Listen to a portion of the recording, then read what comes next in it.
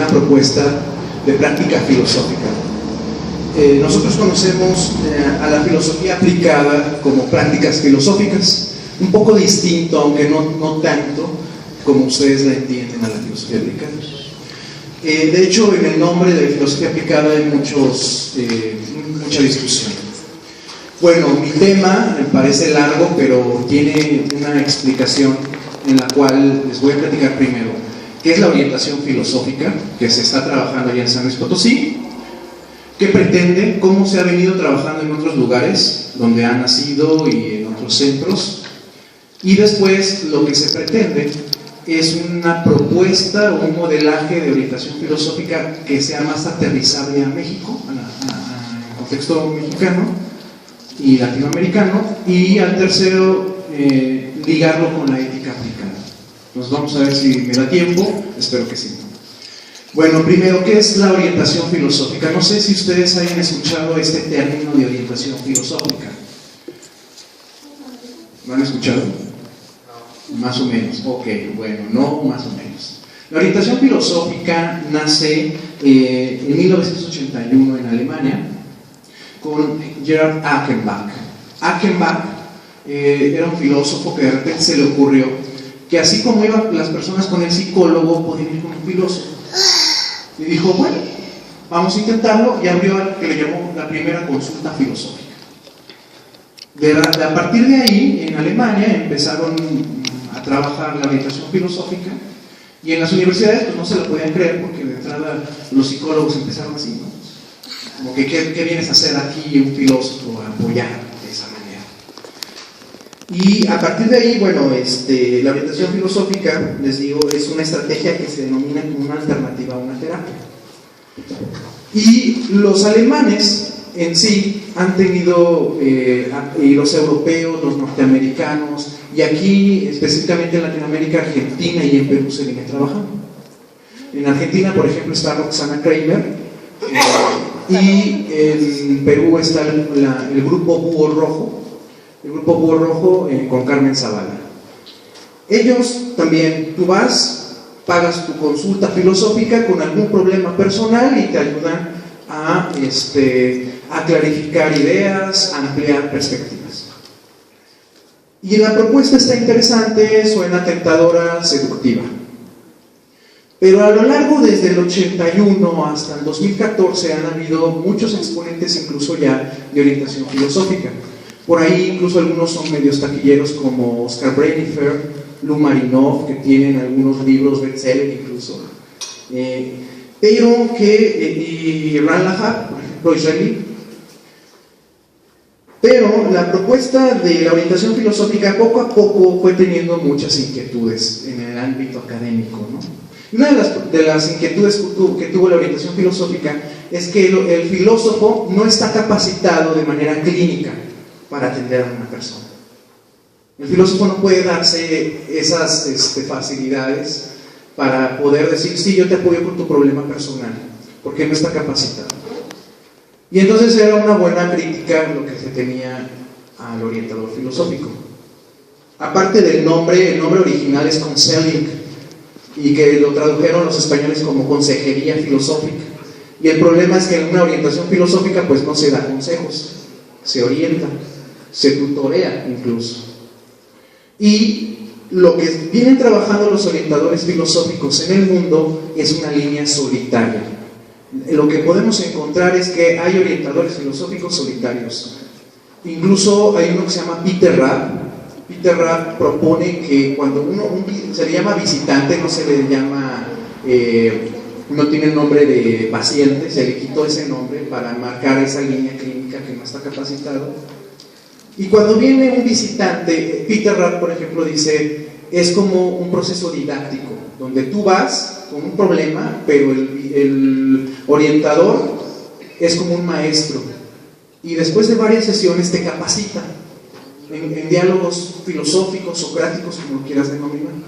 Y llega un momento en que el visitante se pone a la par del filósofo. Y eso suena interesante, pero imagínate cuántas sesiones no tendrá que ir alguien, ¿no?, para estar a este nivel o capacitarse, ¿no? Y terminaría dándole instrucciones y demás.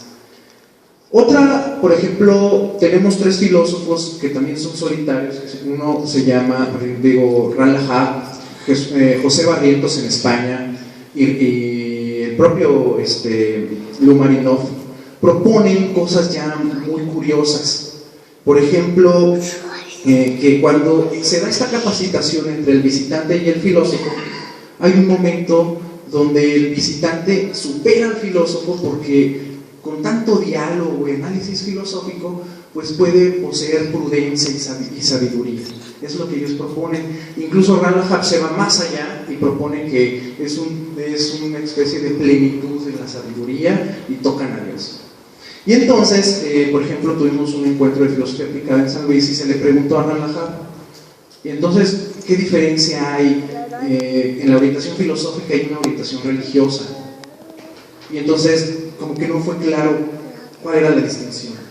Por eso, nosotros proponemos algo un poco más aterrizable, y se propone un modelaje potosino que hicimos, y llegamos a la conclusión que el filósofo tiene que trabajar con un especialista, es decir, de la mano multidisciplinariamente o colegiadamente con un psicólogo.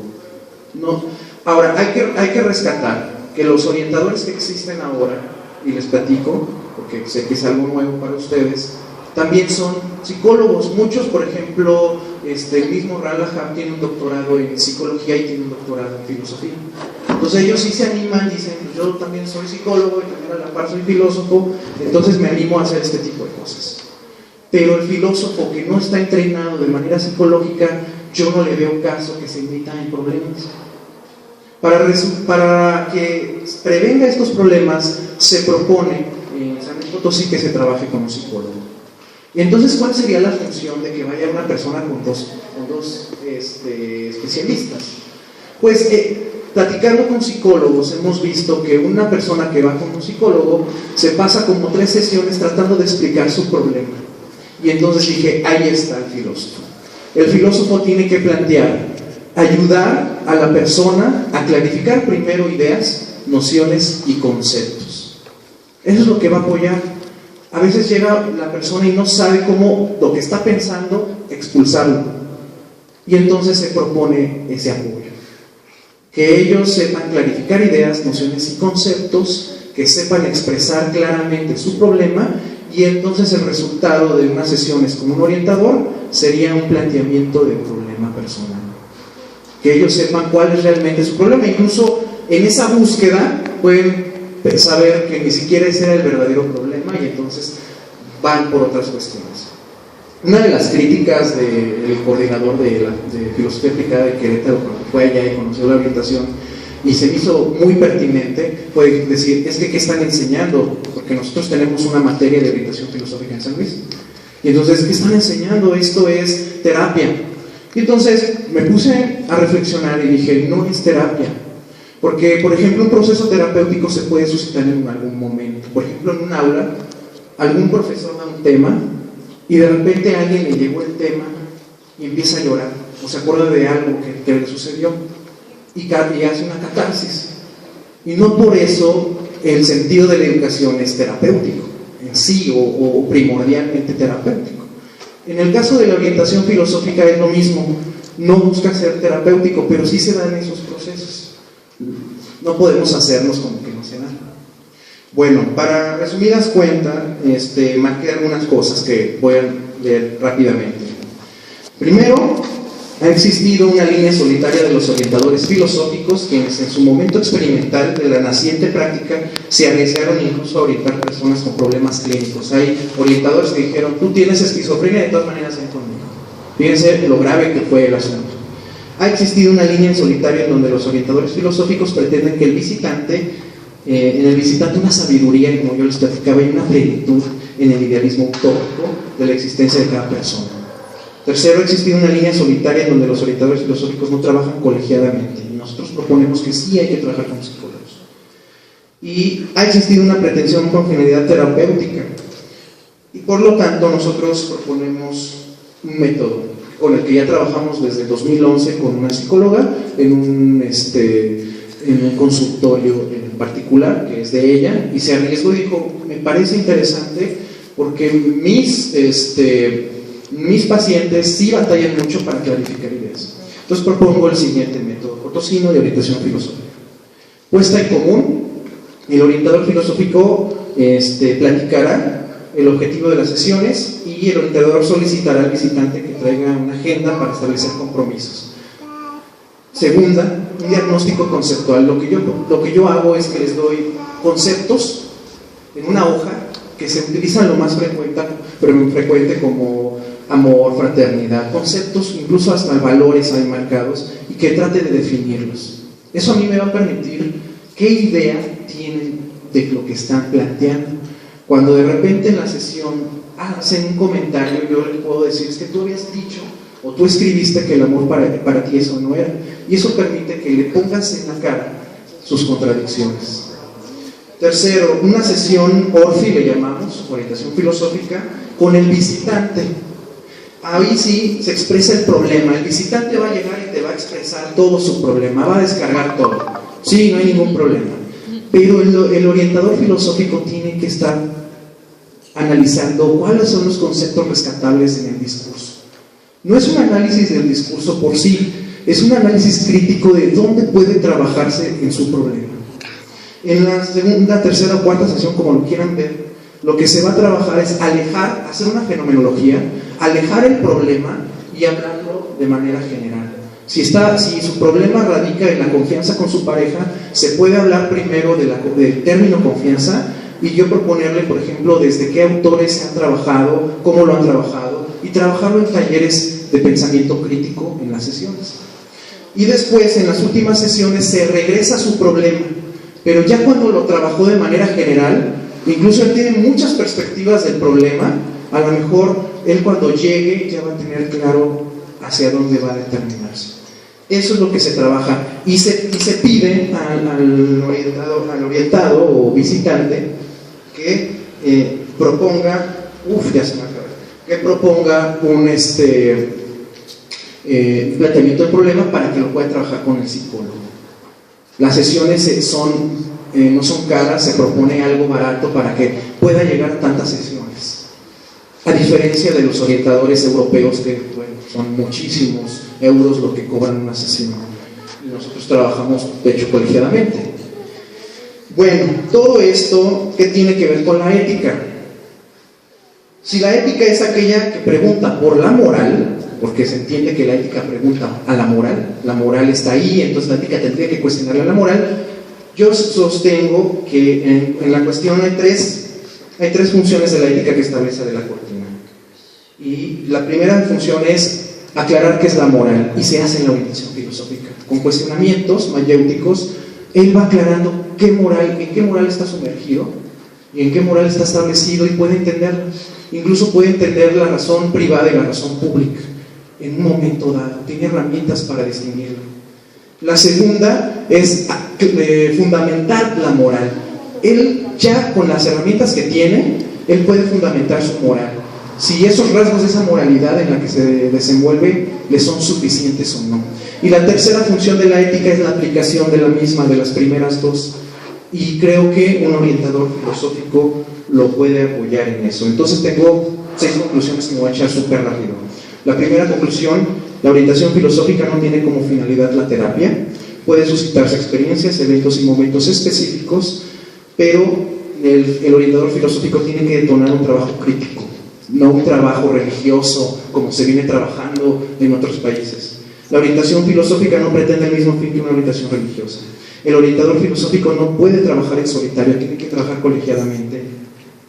Incluso en lo legal, tiene que apoyarse de alguien legal. Si algún día llega una persona que quiere matar a otra persona, tú como orientador puedes apoyarlo en cuestión moral, pero entonces lo legal, él ya sabía dónde está, y no está tipificado nuestro quehacer en la ley.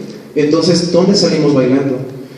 El orientador filosófico puede apoyar con talleres de pensamiento crítico dentro de sus sesiones y se capacita de manera filosófica en diversos temas que antes no tenía conocimiento un visitante. La orientación filosófica se funda en el saber práctico de la ética, ya que propone un cuestionamiento de la moral desde donde el visitante se sitúa. Y la orientación filosófica cumple las 3 funciones que les he establecido de la ética que propone Adela Cortina. Incluso puedo apostar que en un futuro, la orientación puede apoyar en problemas sociales más adversos. Nosotros estamos trabajando allá con personas con un problema de trata de personas, y la ayuda es de que ellos trabajen su contexto a partir de la mayéutica. La orientación puede apoyar en problemas sociales. Hay una misión social de las prácticas filosóficas y puede ser desde el punto de vista ético, y puede aproximarse al área empresarial, como lo hace Adela Cortina en España. Apoya a las empresas a generar cuestiones éticas y fundamentaciones éticas, donde la empresa necesita fundamentar ante la sociedad que son socialmente responsables y que son transparentes las instituciones, y entonces el orientador filosófico puede en algún futuro ayudar a ello. Pues la orientación filosófica nace en el 81, no tiene mucho, y claro, ha tenido bajas críticas por todos lados, pero considero que la orientación filosófica puede rescatarse de manera racional y ética